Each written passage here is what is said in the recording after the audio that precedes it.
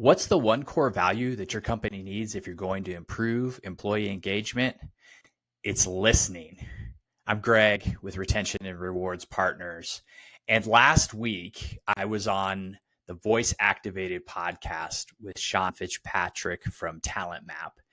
And he asked me, he said, if you were CEO of a 1,000-person company, what one thing would you do to improve employee engagement? And we had been talking a lot about listening.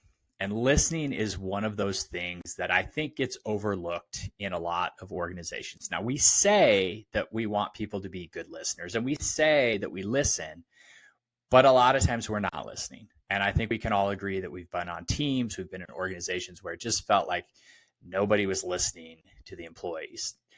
And when he asked me this, it just kind of popped out. I never even thought about this before, but it occurred to me as I was talking to him, I've never heard of a company that has listening as a core value. But why not? We have all sorts of other things, and maybe listening is baked into other core values, but nobody really calls it out. And our core values in our organizations tend to be the things that we go back to as our North Star. And we say, is this part of the core values? And whether you live those or not, that's a different issue. But just saying that listening is a core value puts it at a priority level that makes it everybody's job and important to everybody. But I don't know of any company that has this. Now, maybe we say we listen to our customers, so we're customer focused, but does anybody talk about listening to the employees? And broadly, if you just said listening is a core value, you could encompass employees and customers in the same core value. A lot of times companies say we do listening surveys, or they say we listen to our employees, but really what they mean is we're doing an engagement survey. And that's what Sean and I were talking about. Sean's company, Talent Map, does employee engagement surveys, and then they do the follow-up consulting after that. A lot of times people don't take any action. I can remember lots of times in my career being in meetings where we got the employee survey results, and it was like, okay, what are we going to do about this? And there was lots of arguments and fights and disagreement over what we really needed to do, but nobody really did anything with it. Or what we did was sort of, again, in my experience, I'm in total rewards. We would say something like, well, let's increase the merit budget, or let's do market adjustments, or let's improve benefits, because that's what people said was going to make them more engaged. But in reality, that doesn't have anything to do with engagement. Those things are kind of table stakes, right? I mean, you have to be somewhat competitive with your comp and your benefits in order to even be in the game.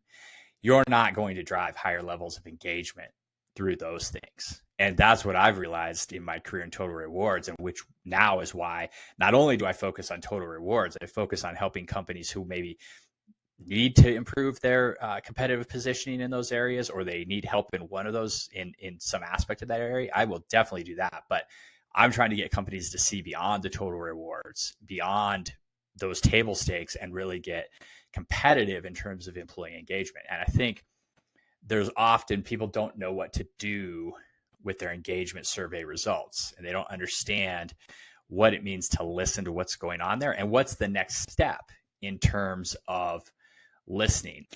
Listening helps drive retention because it makes employees feel valued and psychologically safe.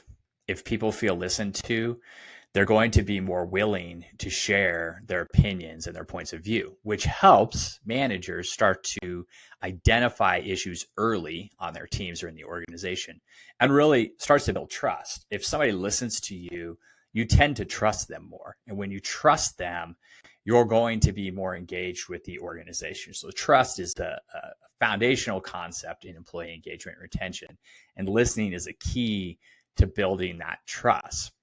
The problem is we tend to think that managers or leaders or adults in general are good listeners. And the reality is most people are pretty bad listeners. And I can think of lots of times being in meetings where the leader or whoever was in charge of the meeting was doing all the talking. Nobody else in the meeting said anything. Now, of course, you've got to have somebody facilitate the meeting, but facilitation is not talking the entire time. A good leader is somebody who listens to their team and their points of view and asks for their input, and then listens to it in order to really decide what's the best next step. But if if the leader's the one doing all the talking, if the leader's doing the presenting, if the leader's saying, hey, here's what we're going to do, the other people in the room are like, why am I here? Why should I be a part of this? We've already decided what we're doing. And yeah, true. You've got to convey information, you got to relay info, and you got to update people and share things. But that shouldn't be the main focus of most meetings or most interactions in an organization. It should be the leader or manager listening to what the employees are saying. If you go into a room and it's silent, except for the leader talking, that's probably a good sign of a disengaged culture. So what do you do about this? Like, how do you make listening important? And as I said, the number one thing is first make it a core value, right? So if you make it a core value, it becomes important. Now, is it more important than all the other core values? I don't know. I would say it's up near the top. But again, that's just me. And I haven't just started to jump into this idea because, like I said, I've never heard of it before. If somebody's out there and they're listening to this or they're reading the newsletter this week and they have this in their culture, I would love to hear about it and hear how that came to be. So what do you do about that? So we make it a core value. It's important. Then what happens? Then what's the next step? I think part of this is don't assume that everybody knows how to listen. Of course, if you ask people, hey, do you know how to listen? They're all going to say yes. But you've really got to show people what good listening skills look like. What does that look like? Who does it well? What behaviors can you call out and celebrate and show people this is how you model it? And also tell them, here's the things to look out for. Like if you find yourself talking more than the people on your team, then that's probably a sign. You've got to think about how to incorporate better listening into your day-to-day life. And of course, you can do some training on active listening, but really you have to show people what good listening is, what bad listening is, and how that impacts things. I mean, I think about this now. There are some AI note takers out there.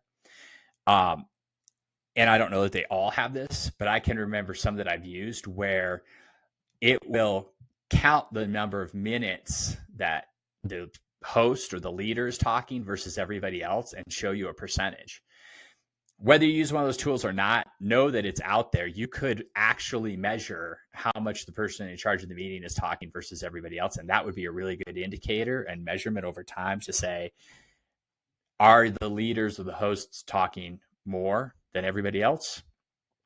And that would be quantifiable data. Again, you'd have to look at the tools that could do that, but the technology exists to do that and objectively measure that. And if you had somebody that was consistently the dominating one in the conversation, you would be like, that's somebody we probably need to talk to about how to make these meetings more inclusive so that more listening is happening instead of talking.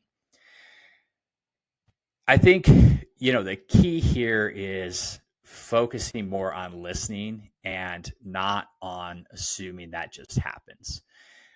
If you assume it doesn't happen and it makes you more aware, you're more likely to ingrain this core value of listening into your organization. And a lot of the challenges that you see with people sharing and feeling safe to share will probably start to go away. People will feel a little more engaged. And like I said, the trust level is going to start to go up in your organization.